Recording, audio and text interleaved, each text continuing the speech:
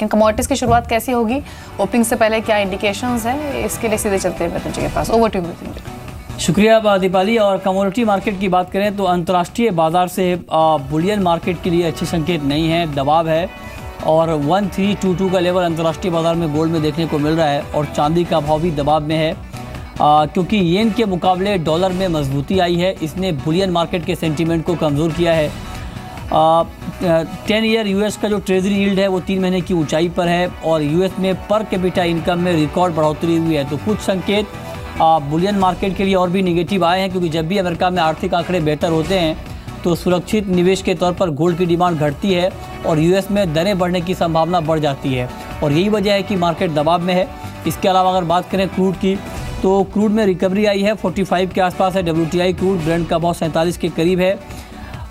लेकिन जो फंडामेंटल हैं क्रूड के वो कमज़ोर हैं क्योंकि इंटरनेशनल एनर्जी एजेंसी की एक रिपोर्ट आई है जहां पर ये कहा गया है कि उत्पादन बढ़ने, डिमांड कम रहने से बाज़ार में ओवर सप्लाई के हालात बने रहेंगे आने वाले समय में और 2017 की पहली छमाही तक ओवर सप्लाई के ही हालात रहेंगे। ये बात साफ तौर पर इंटरनेशनल एनर्जी एजेंसी ने अपनी रिपोर्ट में कही है और ये भी कहा है कि चीन भारत से डिमांड घटने की आशंका है और तीसरी तिमाही में जो ऑयल की डिमांड ग्रोथ है वो 2 साल में सबसे कम रहने का अनुमान है। ये कुछ बातें कही गई हैं। बातचीत के लिए हमारे साथ 2 एक्सपर्ट हैं। हमारे साथ रविंद्र राव हैं आनंद राठी कमोडिटी के मुंबई से और साथ ही हमारे साथ जयप्रकाश गुप्ता हैं मनी लिशियस के डायरेक्टर मुंबई से ही।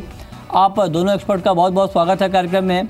रविंद्र, पहला सवाल आपसे ये कि जिस तरह से क्रूड को लेकर रिपोर्ट आई है इंटरनेशनल एनर्जी एजेंसी की जिसमें यह कहा गया है कि डिमांड कम रहने से आगे ओवर सप्लाई के हालात बने रहेंगे, ऐसे में क्या आपको लगता है कि क्रूड में हर तेज़ी पर, हर रिकवरी पर बिकवाली करनी चाहिए?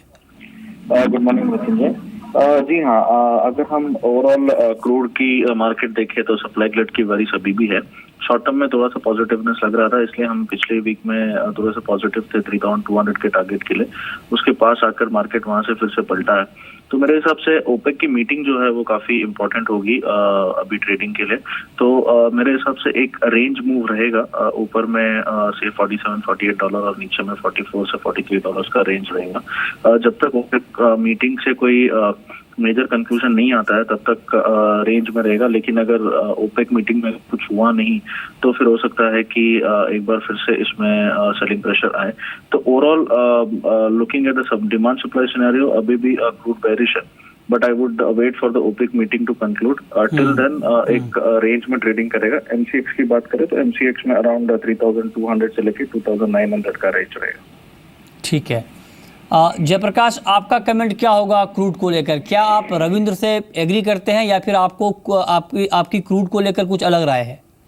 जी गुड मॉर्निंग मृत्युंजय जी। देखिए, लास्ट वीक हमारी जो बातचीत हुई थी तो मैंने ये कहा था कि ये जो स्पेकुलेटिव मूव्स हैं मार्केट में, फंडामेंटल्स अभी भी वीक हैं। जो ओपेक की मीटिंग है वो एक बड़ा ट्रिगर था। देखिए, मार्केट उस तरह ही बिहेव कर रहा है। यहाँ पे ओवर सप्लाई सिचुएशंस हैं, डिमांड में बढ़ोतरी नहीं है, तो फंडामेंटल्स चेंज नहीं हुए हैं। अब ओपेक के मीटिंग से बहुत ज्यादा उम्मीद नहीं है क्योंकि मैं ये बात बार बार कह चुका हूँ कि कोई ओपेक या नॉन ओपेक मेंबर अपने प्रोडक्शन कट करके मार्केट शेयर नहीं लूज करना चाह रहा है और डिमांड के सिनेरियो अच्छे नहीं बन रहे हैं, तो दबाव बरकरार रहेगा। $40 का लेवल मुझे लगता है कि एक बार ओपेक की मीटिंग हो उसके बाद देखने को मिल सकता है। तो हर राइस पे मेरी बिकवाली की ही सलाह होगी। 2840 से 2800 का टारगेट देख सकते हैं। 2800 का टारगेट आपको क्रूड में देखने को मिल सकता है, ये बात जयप्रकाश ने कही है। यानी करंट मार्केट प्राइस से करीब $225 की गिरावट क्रूड में आ सकती है, ये बात जानकार यहाँ पर मान रहा है। इंट्राडे के लिए भी यहाँ पर बिकवाली की कॉल है और 3074 के लेवल पर आप यहाँ पर बिकवाली कर सकते हैं 2980 के टारगेट के लिए। अब बात कर लेते हैं बुलियन की, और बुलियन का मार्केट लगातार दायरे में ट्रेड करता हुआ दिख रहा है। सितंबर का महीना मार्केट के लिए अहम है। इस महीने फेड की मीटिंग है, लेकिन अमेरिका में ब्याज दरें बढ़ाने को लेकर तस्वीर अभी तक साफ नहीं हो पा रही है। आंकड़े हालांकि यूएस में काफ़ी अच्छे आए हैं, पर कैपिटा इनकम में रिकॉर्ड बढ़ोतरी हुई है। इन तमाम डेवलपमेंट को देखते हुए रविंद्र, गोल्ड और सिल्वर के ऊपर क्या व्यू है आपका? जी मेरे हिसाब से ये वीक में थोड़ा सा रेंज बाउंड रहेगा, range bound to sideways to down रहेगा, क्योंकि जो फेड के मेंबर्स के जो स्टेटमेंट्स आ रहे हैं वो ये इंडिकेट कर रहा है कि इस साल में इंटरेस्ट रेट बढ़ने के चांसेस काफी हाई है। दिसंबर में रेट बढ़ने के chances has gone up to 57%। तो ये थोड़ा सा एक नेगेटिव फैक्टर है गोल्ड सिल्वर के लिए। और ईसीबी में भी कोई स्टिमुलस निकल के नहीं आया। ईसीबी की जो मीटिंग थी लास्ट वीक में, तो वो भी एक थोड़ा सा नेगेटिव फैक्टर है। तो मेरे हिसाब से थोड़ा साइडवेज टू डाउन ट्रेड करेगा। अगर ऊपर में 31,150-200 तक मिलता है तो एक बार गोल्ड को शॉर्ट कर सकते हैं। नीचे में 30,900 से 30,800 तक के प्राइसेस पॉसिबल है। ठीक है। आपकी राय जयप्रकाश क्या होगी गोल्ड और सिल्वर के ऊपर, ना सिर्फ इंट्राडे के लिए बल्कि शॉर्ट टू मीडियम टर्म के लिए भी?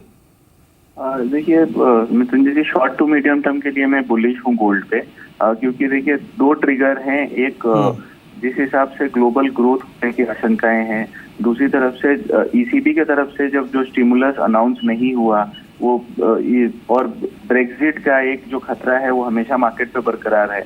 तो यहाँ पे गोल्ड प्रेफर करता है अनसर्टेनिटी, और मार्केट में अनसर्टेनिटी अभी है। तो कोई भी डिप मिले 30,900, 30,850, तो बेशक उस लेवल पे बाइंग करें। अगर डेढ़ महीने का नजरिया रखें तो मुझे लगता है $1,400 का लेवल एक बार रिटेस्ट हो सकता है। तो हर डिप पे बाई की सलाह होगी। ट्रेडिंग पॉइंट ऑफ व्यू से 30,700 का एक स्ट्रिक्ट स्टॉप लॉस जरूर रखें पोजीशन पे, 31,500 से 31,600 का टारगेट के लिए। ठीक है। अब एग्री मार्केट की बात करते हैं। और एग्री को लेकर एक बड़ी खबर ये है कि एडिबल ऑयल पर 5% तक इंपोर्ट ड्यूटी में कटौती हो सकती है। सरकारी सूत्रों के हवाले से हमें ये खबर मिली है कि सरकार 5% तक इंपोर्ट ड्यूटी कट कर सकती है। और क्रूड एडिबल ऑयल पर इंपोर्ट ड्यूटी 12.5% से घटाकर 7.5% करने की योजना है। और रिफाइंड एडिबल ऑयल पर इंपोर्ट ड्यूटी 20% से घटाकर 15% तक सरकार कर सकती है, क्योंकि इंपोर्टेड ऑयल के दाम हाल के दिनों में काफ़ी बढ़े हैं और पिछले 2 महीने में $100 प्रति टन तक की बढ़ोतरी इंपोर्टेड ऑयल की कीमतों में हो चुकी है। और सरकार चाहती है कि त्योहारी सीजन के दौरान तेलों के दाम काबू में रहें, और यही वजह है कि इंपोर्ट ड्यूटी बढ़ाने पर विचार हो रहा है, ताकि इसके बाद कीमतें घरेलू बाजार में कम हो। रविंद्र, इस खबर का आप आज के कारोबार में एडिबल ऑयल कॉम्प्लेक्स पर क्या इम्पैक्ट देख रहे हैं? ऑलरेडी मार्केट डाउनसाइड में ओपन हुआ है। और मेरे हिसाब से अगर हम सोया ऑयल देखें, सोया ऑयल में ऑलरेडी एक टेक्निकली एक अच्छा ब्रेकडाउन हुआ है। Plus this news might again pressurise the prices. और मुझे लगता है कि एक बार नीचे में 628 से 620 तक के प्राइसेस हम पोजिशनल तौर पे देख सकते हैं। ओके, चलिए, बहुत बहुत शुक्रिया रविंद्र आपका, और जयप्रकाश गुप्ता आपका भी इस पूरी जानकारी के लिए। और अगर आप पोजिशनल ट्रेड करना चाहते हैं तो आपके लिए बाजार में कमाई के मौके हैं, आप ट्रेड कर सकते हैं। आज के लिए बिकवाली की राय है सोया ऑयल में ही। इनफैक्ट जो बात यहाँ पर रविंद्र कह रहे थे, 645 के भाव पर बेचिए 620 के टारगेट के लिए, और 654 के स्तर पर आप स्टॉप लॉस लगा सकते हैं।